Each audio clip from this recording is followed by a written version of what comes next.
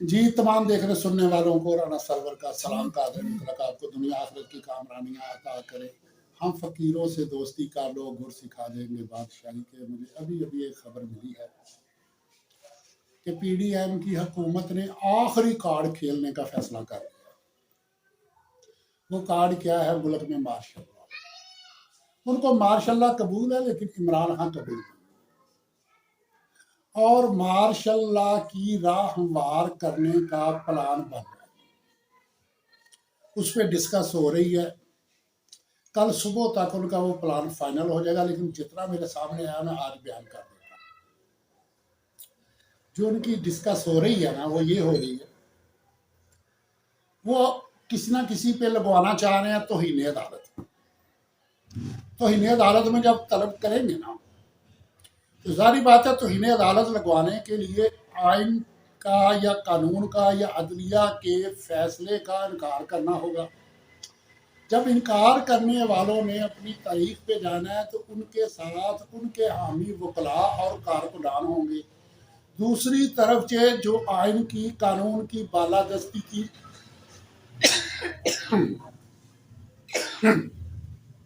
जो आइन कानून की बालादस्ती की बात करने वाले हैं, यानी पीटीआई वाले, उनके वकला और कारकुन जाएंगे वहां, आपस में गुत्थम गुत्था होंगे, हालात खराब होंगे, शैलंग होगी, बहरान पैदा होगा और तौहीन अदालत का वहां ट्रायल नहीं हो सकेगा।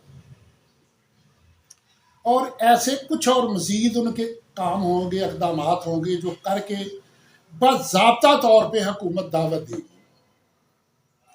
ये पहला मार्शल लॉ होगा जिसे अवामी हुकूमत बाज़ाब्ता दावत देगी कि मुल्क के हालात कंट्रोल में नहीं है, मुसल्लह जत्थे हर तरफ हैं,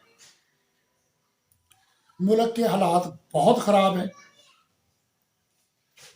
तो कुछ अरसे के लिए आर्मी कंट्रोल करे और मुल्क के हालात दुरुस्त करके अपनी निगरानी में इंतखाबात करवा दे। आगे मैं बताता चलूं कि ये पाकिस्तान की तारीख का पहला मार्शल लॉ होगा जिससे ना एक्स आर्मी वाले कबूल करेंगे, ना मौजूदा आर्मी की अक्सरियत कबूल करेंगे। एक और बात मैं अदारों से कहता हूं कि इस वक्त हमारे मुल्क में लाखों की तादाद में ऐसे नौजवान हैं या थोड़ी सी ज्यादा उम्र के भी हैं, उनमें जो ट्रेंड लोग हैं, हर किस्म के हालात से लड़ना जानते हैं, हर किस्म की फोर्सेस से लड़ना जानते हैं, हर किस्म के वेपन चलाना जानते हैं।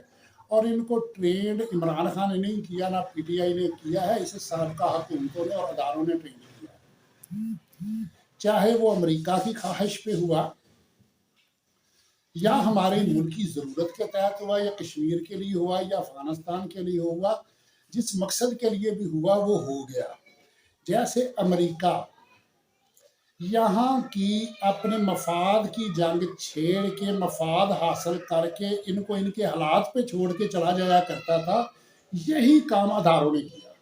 अदारों ने आगे जिनकी ड्यूटियां लाई थी कि इनको वाच करना, उन्होंने मेरे जैसे बेजरर किस्म के लोगों को अंडर वाच रख के रिकॉर्ड में ला के कि जिनको जब चेक करो ये मिलेंगे और आगे से बात भी नहीं करेंगे, कुछ बोलेंगे भी नहीं, कुछ करेंगे भी नहीं, और ऊपर ओके की रिपोर्ट दे देते हैं। अगर कोई बंदा हॉस्पिटल के अंदर 10 दिन 20 दिन किसी मरीज के पास रहे, तो वो नफसियाती तौर पे उसे ऐसा फील होना शुरू हो जाएगा जैसे पूरी दुनिया बीमार हो गई है। हॉस्पिटल के माहौल में चंद दिन रहने के बाद बिल्कुल उसे ऐसा ही लगता है। और हर बंदा अगर गौर करे, जो हॉस्पिटल में कभी किसी मरीज के पास रहा है, वो याद करेगा, उसकी उस वक्त फीलिंग यही होगी कि पूरी दुनिया बीमार है। इसी तरह जिसको कचहरी से वास्ता पड़ जाए और उसे आए रोज कचहरियों में जाना पड़ जाए, तो उसकी फीलिंग ऐसी हो जाती है जैसे सारी दुनिया जो है वो मुकदमात में उलझ गई है और सारी दुनिया इधर कचहरियों में ही मसरूफ है। इसी किस्म की बेशुमार मसाले हैं। इसी तरह से जो अदारा जिस काम के लिए बनाया जाता है, उनका तल्लक राबता भी उन्हीं से होता है, वही मौजू उनके डिस्कस होते हैं, अजलासों में, मीटिंगों में, چلتے پھرتے ڈیوٹی کے دوران، اور ان کو وہی کچھ نظر آتا ہے جو وہ سارا دن کرتے ہیں۔ تو جن لا انفورسمنٹ ایجنسیوں کے آگے اداروں کی ڈیوٹی ہے لوگوں کو واچ کرنا، حالات کو چیک کرنا، جب وہ سارا دن صرف دیکھتے ہی ان کو ہیں تو ان کو یہی لگتا ہے کہ پورے ملک کے حالات ہی خراب ہیں۔ پچھلے دنوں سپریم کورٹ میں جو ریکارڈ پیش ہوا تھا تو اس پہ میں تبصرہ نہیں کیا، لیکن میں اسی کو سمجھ گیا تھا کہ یار یہ ایک نفسیاتی مسئلہ ہے۔ اب بات آ جاتی ہے یہ کہ یہ ایسے لوگ آئے کیسے؟ ہماری سابقہ حکومتوں نے تحفہ دیا ہے عمران خان کو، ہمارے اداروں نے گفٹ کیا ہے ان کو۔ ان لوگوں کو جو ملک دشمن لوگ تھے، میں ان کو محب وطن نہیں کہہ سکتا، جو میرے ملک کے اسلامی ریاست کے اندر فورسز کے ساتھ جنگ و جدل کرتے ہیں، میں ان کو حق پہ نہیں کہہ سکتا، نہ میرا ایمان ہے وہ حق پہ ہو سکتے ہیں۔ ایسے لوگ ایسے نوجوانوں کو یہ کہتے تھے کہ اس ملک کا آئین غیر شرعی ہے، اور آئین کسے کہتے تھے؟ حکومتوں کے طرز عمل کو، اور سابقہ حکومتوں کا جو طرز عمل تھا اسے ہر بندہ دیکھنے والا یہی کہتا تھا کہ یہ کرپشن کر رہے ہیں، یہ انصاف نہیں کر رہے، یہ حقوق ادا نہیں کر رہے، یہ اپنی یاشیوں میں لگے ہوئے ہیں۔ یہ چیزیں وہ ان کو دکھا کے بتلا کے کہتے تھے کہ یہ دیکھو یہ آئین ہے جو حکمرانوں کا کردار ہے، اور یہ آئین غیر شرعی ہے، تو لہٰذا اس کے خلاف جہاد کرنے کا قرآن و حدیث میں حکم ہے، تو ہمارے پاس آ جاؤ۔ ایسے لوگ آتے تھے جب حکومتیں اور ادارے ان کو اعلان کرتے تھے کہ آپ قومی دائرے میں آ جاؤ، آئین قانون کے انڈر آ جاؤ، تو وہ لوگوں کو وہ ڈبل مائنڈڈ تھی۔ اسی ڈبل مائنڈڈ کے دوران ان کو ایک ایسا حکمران ملا، ایک ایسا حکمران نظر آیا جس کے اندر کرپشن نہیں تھی، جس کے قول و فعل میں تضاد نہیں تھا، جو ریاست مدینہ کی بات کرتا تھا، جو نبی صلی اللہ علیہ وسلم کی زندگی کے حوالے دیتا تھا، جس نے اقوام متحدہ پہ نبی صلی اللہ علیہ وسلم کی ناموس کو اٹھایا، جس نے مغرب اور یورپ کو بتلایا کہ اللہ کے نبی کے ساتھ ہمارے دل دھڑکتے ہیں، ان کے نام کے ساتھ ہم جڑے ہوئے ہیں، اگر کوئی ان کی توہین کرتا ہے تو ہمیں شدید پین ہوتی ہے۔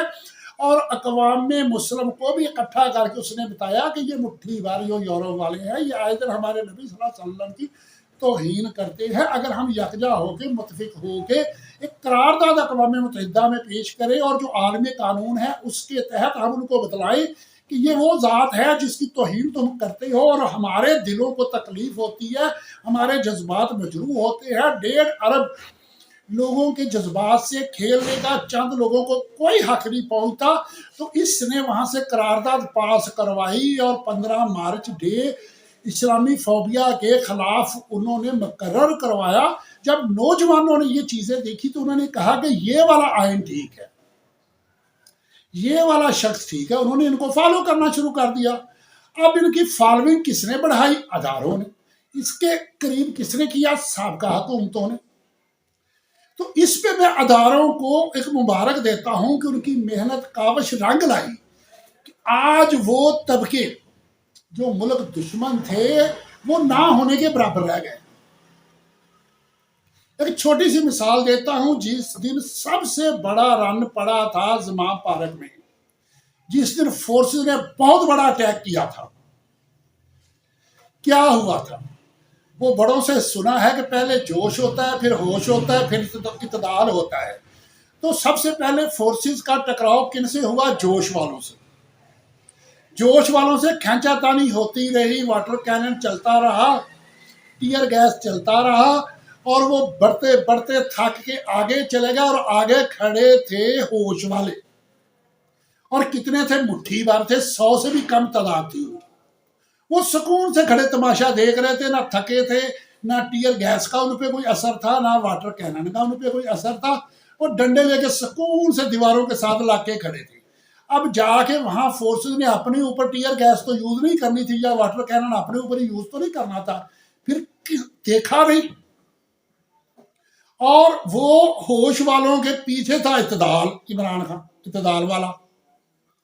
اعتدال کے اور جوش کے درمیان تھا ہوش، اور ہوش والوں نے پھر جو سین دکھائے وہ ٹی وی پہ آپ لوگوں نے بھی دیکھے، میں نے بھی دیکھا، کس طرح سے انہوں نے لاٹھی چارج کیا۔ ایک ایک بندہ 10 بندوں کو ایسے گھما کے لاٹھیاں مار کے بھگا رہا ہے فورسز کو۔ اللہ نہ کرے کہ ایسی نوبت آ جائے کہ ان کے ہاتھوں میں ہتھیار آ جائے۔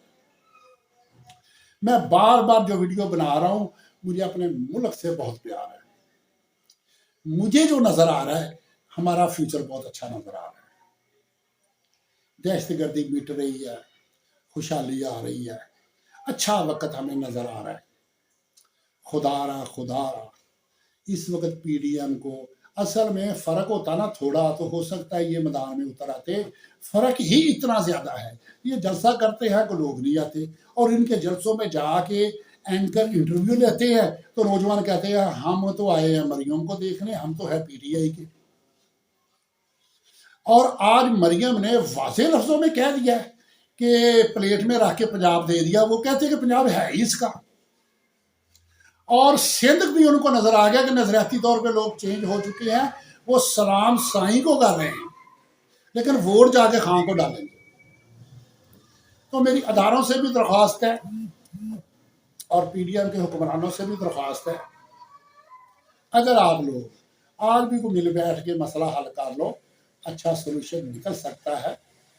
اور میں اپنے چیف آف آرمی اسٹاف صاحب سے ریکویسٹ کرتا ہوں، اس وقت مرکزی کردار آپ چاہیں تو ہمارے ملک کی تقدیر سنور سکتی ہے، ملک ہمارا بہت بڑے بحران سے بچ سکتا ہے۔ ایک فرد واحد کے پاس ہے صاحب، اگر آپ چاہیں تو سب کو بٹھا سکتے ہیں اور بٹھا کے سب کو عوام کی رائے پہ لا سکتے ہیں۔